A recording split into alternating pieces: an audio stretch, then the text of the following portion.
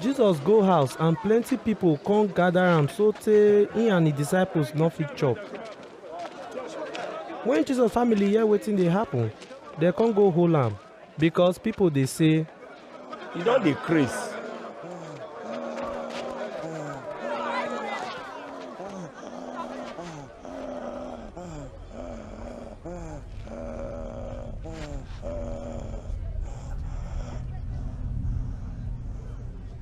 the law teachers wey come from Jerusalem say, Beelzebub dey inside am.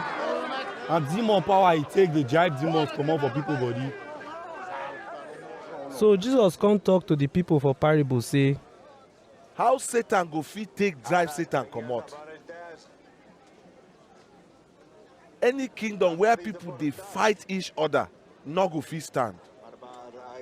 And any family wey dey fight themselves go scatter. So if Satan kingdom divide against himself, e no go fit stand and e end don reach. Nobody go fit enter strong man house, thief him property, unless he first tie the strong man before he go fit thief him things. I tell you na true word, God go forgive people the sins wey dem commit and all the bad word wey dem talk. But anybody wey talk bad word against the Holy Spirit, God no go ever forgive am because he don commit sin wey go last forever.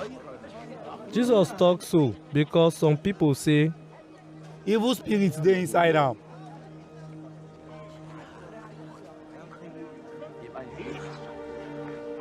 Jesus mama and him brothers come meet am, dem stand for outside come send person go call am.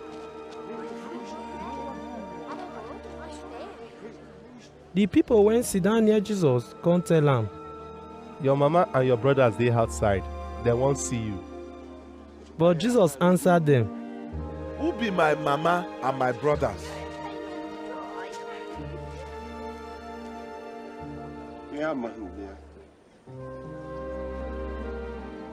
then he come look the people wey sit down round am tell dem, Na my mama and my brothers be these people.